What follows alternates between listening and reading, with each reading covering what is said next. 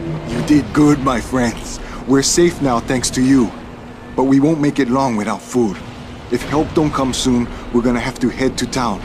I'll try and find a ride. Maybe you could see if anybody here needs help. So this is Cinemoy, that is the lifeguard that actually we have been talking about right now, that has pretty much saved us when we were back in the hotel. And from this point on, we could go everywhere pretty much, because this is open world environment, so we can actually walk around here, go over there, take down the road at the beach, go up to the hotel, or just go up to the lighthouse where we do want to go at this stage. So for that reason, I'm right now going to talk to Dominic, and that is an NPC that is trying to repair the antenna on the roof of this tower. This is hopeless! I'm going to use a workbench and I'm going to repair my baseball bat. But downstairs here, there is like way more stuff to do. There's a doctor trying to build up kind of a hospital here and searching for stuff. There's Hank here who's trying to repair the car that we could then use if we help him with that mission. And some other survivors in here that we could talk to. So on this way, of course, I'm going to meet zombies that's going to be attacking me. And I have the possibilities to actually fight against them in melee combat using my knife. It's a short-range weapon, so other weapons are going to have a higher range. For example, the baseball bat is more useful when it comes to range attacks. I'm going to have the kick to actually get some distance between me and the zombies. And also I could throw my weapons towards the zombies when they attack me. I set you free!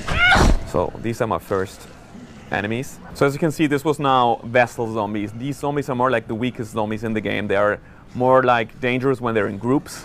But in this case, they were standing up. I had enough time to actually get my weapons ready, destroy them. And you have different hit zones. So basically you can hit them in the head, you can break their arms, break their legs, and just go tactically for whatever the zombies is going to be that attacks you. So a fast zombie, you want to go for the legs. A zombie with a weapon in his hand, you want to go for the arms and stuff like that. But also you have the possibility to actually use the surroundings to get rid of the zombies. Like in this case, there was a propane tank back there that I used. So in this resort area, we just left the lifeguard tower, and I'm now going to enter the bungalow area. So again, there's going to be NPCs we can meet in here.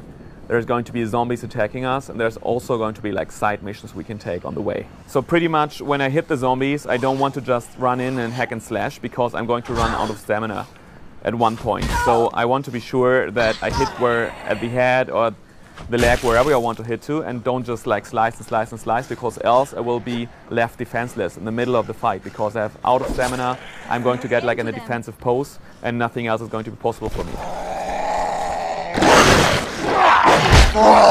And now that I'm going to pass this bungalow, I'm going to see that there's actually a lady standing in there, and she's asking for our help. In this case, I just don't want to help her, so I'm going to take her car and just leave her alone here.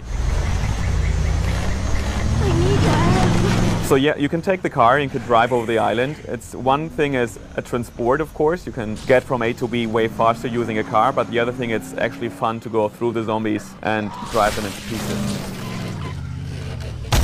The other option that you have in the game is actually to take the fast travel system. So in the save hubs, there's going to be the possibility to actually get to a map and then say, I want to go to this area now, I want to go to this area now. Because the island is so big that else you're just going to be walking around forever. So these are the three options we give to you if you want to go to the different areas. So we're closing into the lighthouse, and here is another group of survivors that are trying to be safe from attacking zombies. So we get out of our car and are going to be welcomed by a guy that has seen us before. I can't believe you're alive. When we left Cinemoy, you looked like Jesus. Anyway, you better go see to James. I'm sure he'll be surprised as hell to see you still alive and kicking. Follow me, I'll take you to James. So we follow him inside, and I'm going to go to talk to James, who is kind of the leader of this bunch of people here. I'm James. You don't know me, but I sure remember you. So I'm going to take this mission. I'm going to be able now to talk to all the people in the lighthouse, again, getting new missions, getting to know them and their different perspective on the whole situation.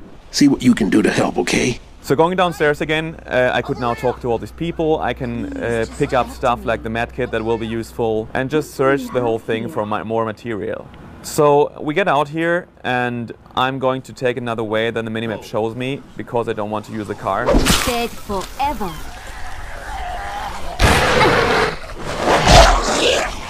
So as you can see here, some people actually try to spell help us with suitcases and crates. And I break the leg there.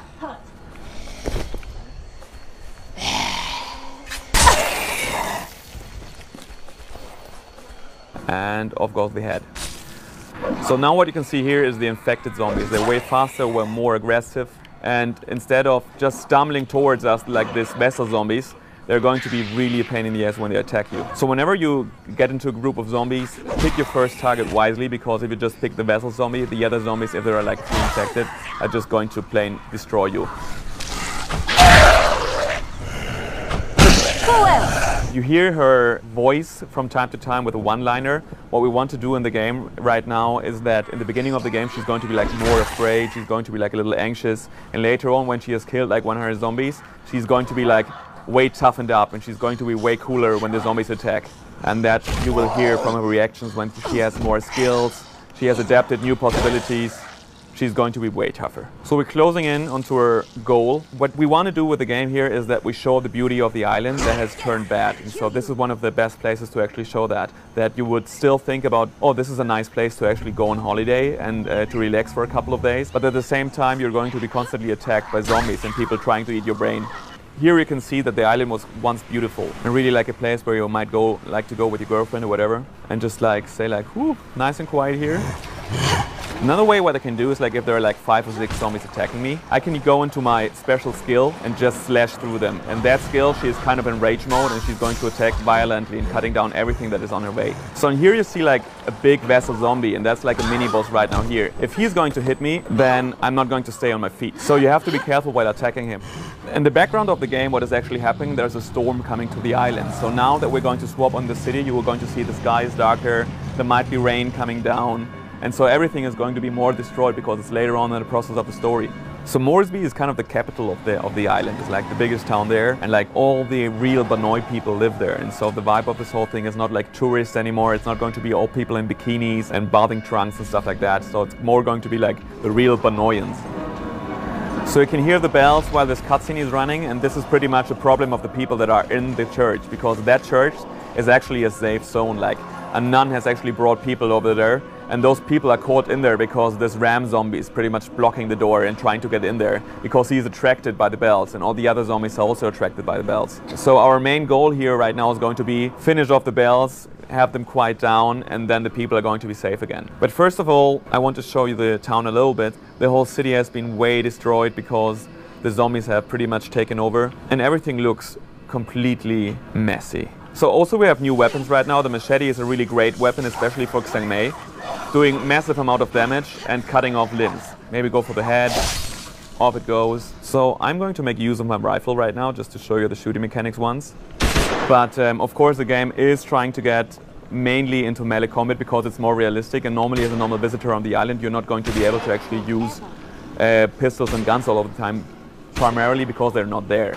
So it's going to be focusing on melee combat, but we give it the option to also go into the rifle topic. So you can see, of course, the rifles are really effective, so we really keep it down to minimum because we want you to feel like you're really in close combat with a couple of guys who's they're trying to eat your brain pretty much. And this whole survival feeling is best with a melee combat. I set you free! There is another zombie that is actually really cool because you can use him in different ways. But when you get too close to him, what he's going to do is he's going to try to explode and take you down with himself. Going to take the fight on with the ram zombie, and he's really tough guy. So he's surrounded by kind of auxiliary zombies here that is going to help him out, but he's actually going to take them down if they stand in his way because he's really going for it. But you're going to say to have several of those guys running around. I mean, they have a background story and the reason that they are on the island, but it's not just going to be like one or whatever. It's the Lord's will that you be here. Agreed? So this is Helen, the nun that is actually taking care of this group, and she's asking us to now get rid of the zombie that is blocking the bell mechanics. Then we'll also build the sticky bomb craft that is pretty much a knife that has C4 on it. So when you throw it towards an enemy, it's going to explode when it gets stuck in the zombie.